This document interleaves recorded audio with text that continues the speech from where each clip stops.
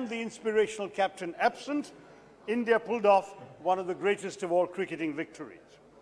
I was hoping, as the Finance Minister herself suggested, for something similar from this year's budget. The impossible odds were there. The economy had been laid low ever since demonetisation, and then shattered by the pandemic and the resultant lockdown. The star performers like tourism and service industries were devastated.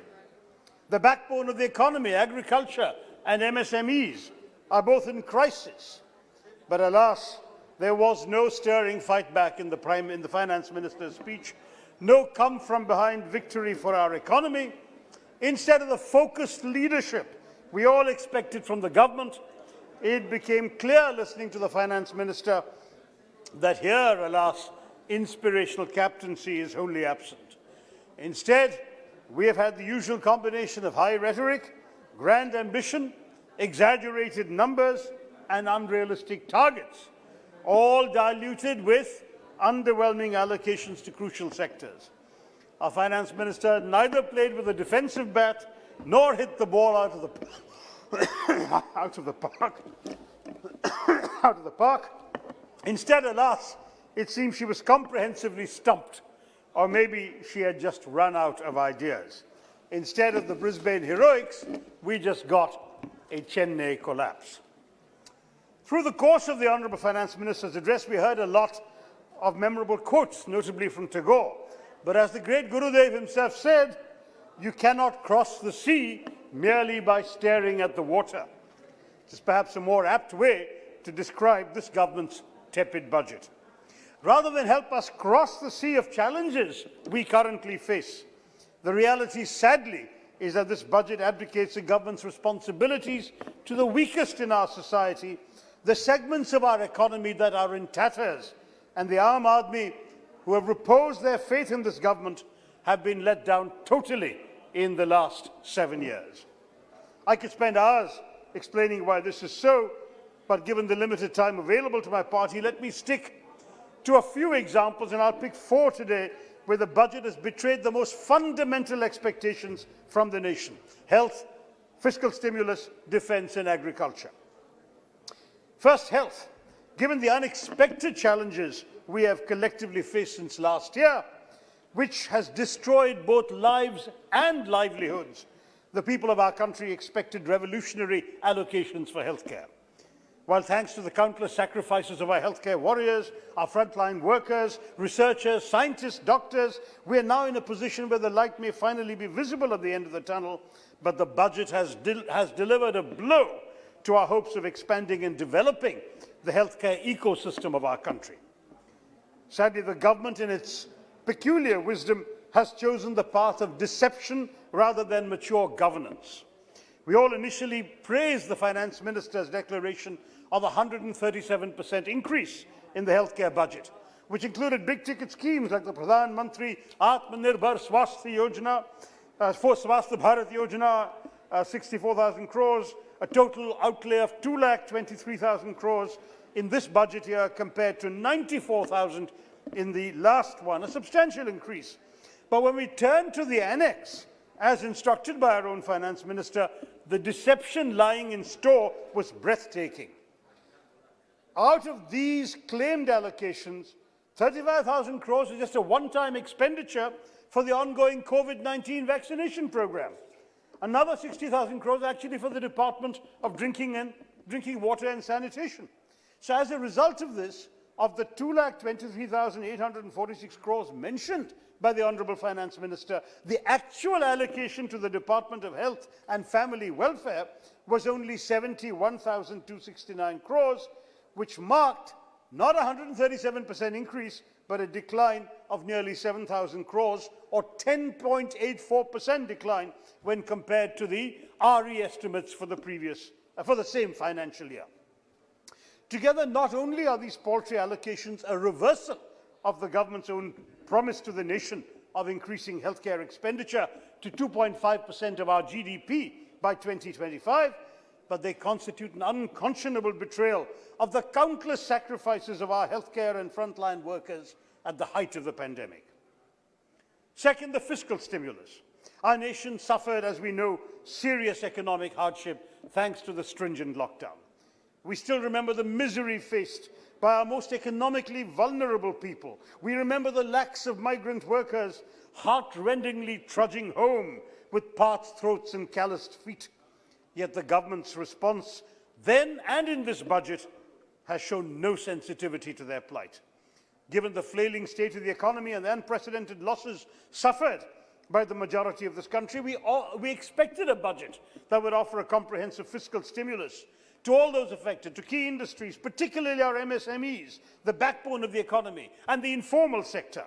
Similarly, we demanded increased government expenditure and at the same time an effort to put money in the hands of the people by boosting employment and livelihood generation.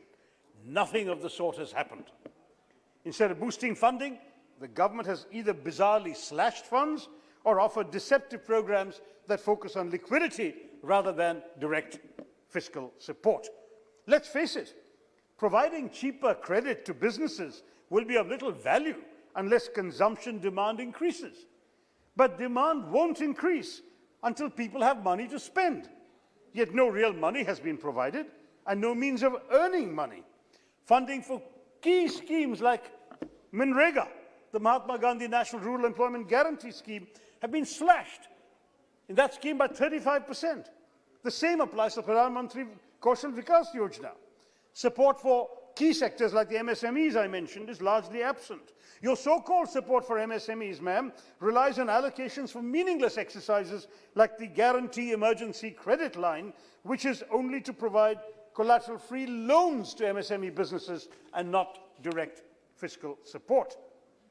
The fact is that the tourism and hospitality industries have perhaps been the worst affected. They're in crisis, they're near collapse. But your budget, instead of coming to their rescue, has instead simply slashed the overall allocation of funds to this sector by 19%. In fact, if you look at the revised estimates for the year, they've slashed them by 45%. We heard the finance minister last week and the prime minister today repeatedly invoking Atmanirbhar Bharat. Well, Bharat should be Atmanirbhar, not Bharatvasis. Your Atmanirbharta should not mean that you're telling your own citizens, you're on your own, be self-reliant, the government will do nothing for you.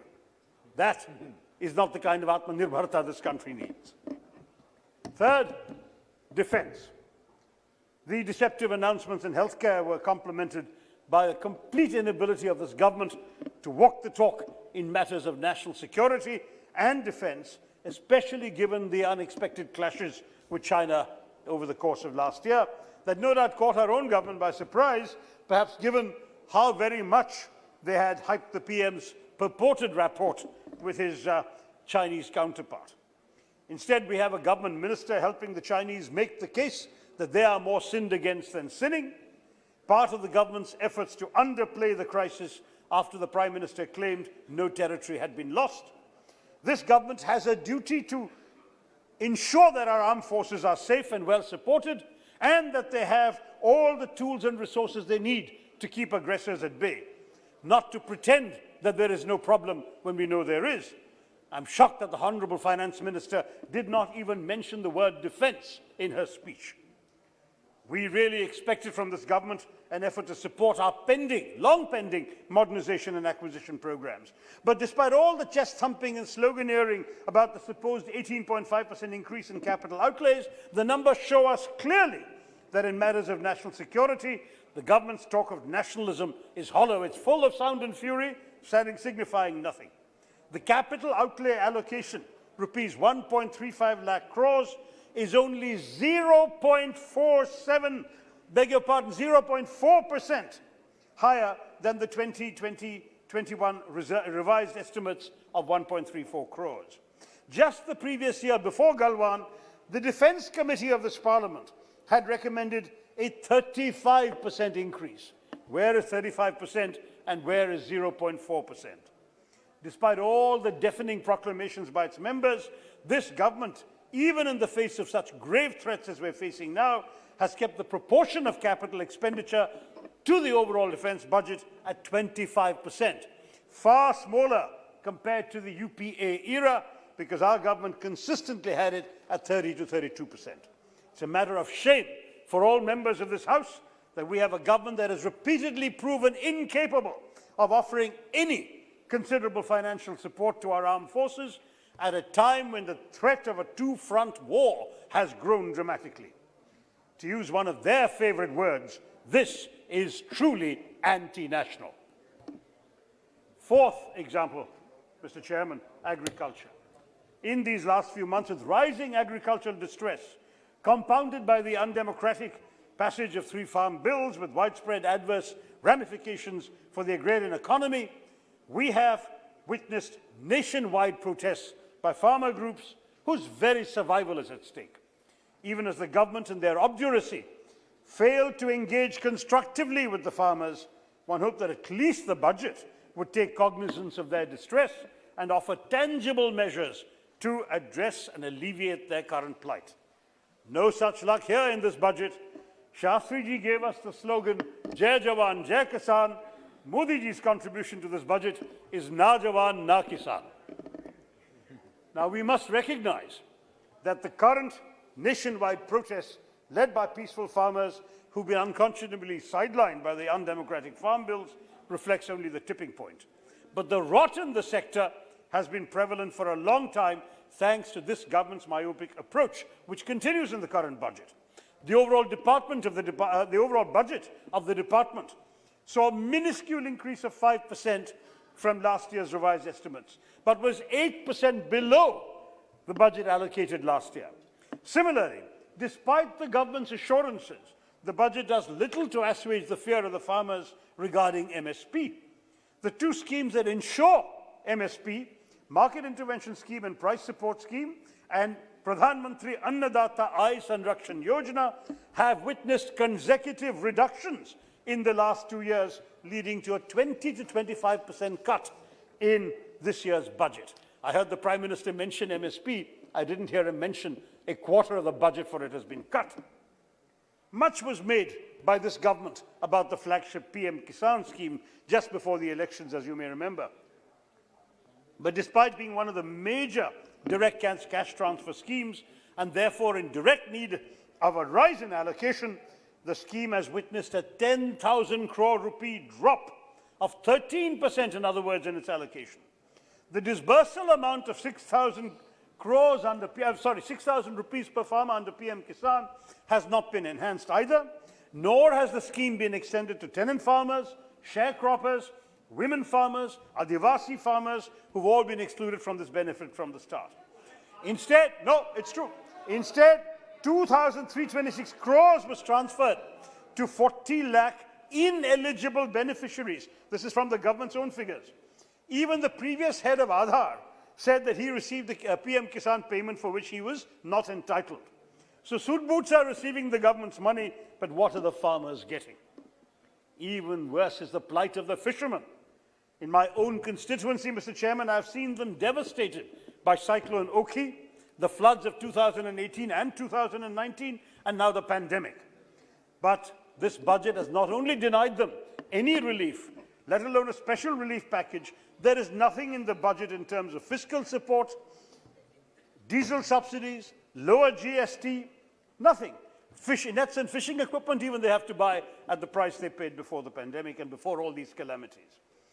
You've given relief to tea garden workers in Assam and Bengal, where you believe the ruling party has a chance. But you've ignored thousands of tea workers in Tamil Nadu and Kerala. And I think we can understand why, but is this fair? Frankly, sir, we are looking at a very sad situation. उच्च वर्ग के गिने चुने कुछ व्यापारी को फायदा है, मुल्क चलाने को बतलाओ, ये भी कोई कायदा है? Anyway, at a time of unprecedented civil, political, economic distress in our country, this government had a great chance to show us that it was willing to bring this country back together. That was precisely what we expected from the union budget, a platform through which this government could actually display a bold vision for reviving the economy and offering much-needed relief to our citizens who have had to face one of the most challenging periods in contemporary history. Instead, our citizens have been left thoroughly disappointed by the government's repeated mediocrity in matters of policy making. This tepid budget ignored the middle class in their hour of need. You have given them extortionate tax increases and fuel prices. Since 2014, the excise duty on petrol has gone up by 348%. On diesel, the excise duty has gone up by 894%.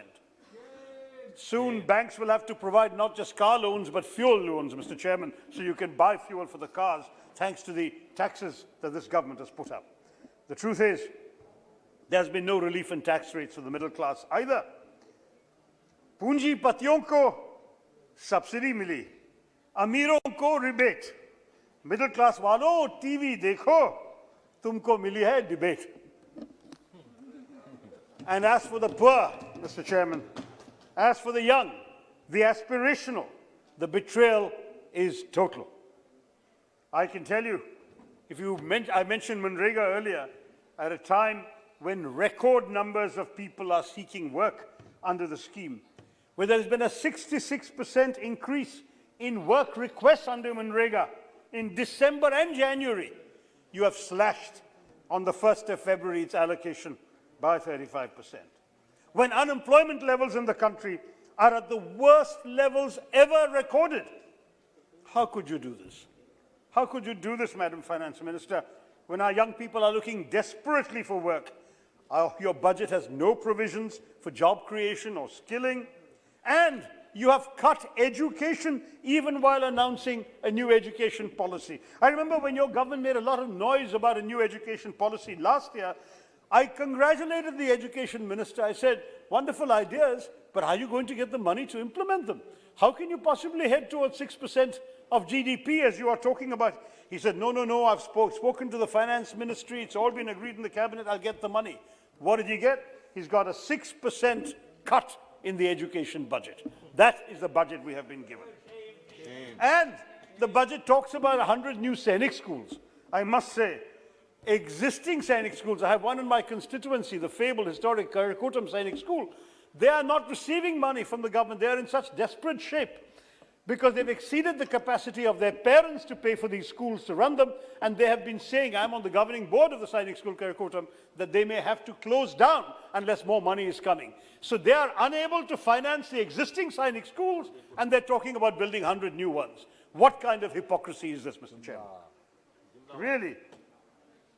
I have to say that this government has a record of coming up with flashy slogans and acronyms. First they came up with Achhe Din, Sabka Saath, Sabka Vikas. But any day, any dreams Indians may have for better days or better governance, frankly, have been cremated on the altar of the disastrous decision to demonetize 86% of our currency on the whims of our Prime Minister. To quickly address the economic catastrophe that followed on the rampant feeling of disappointment, they then came up with a slogan of New India, but it was abundantly clear that this was not a new India for all Indians.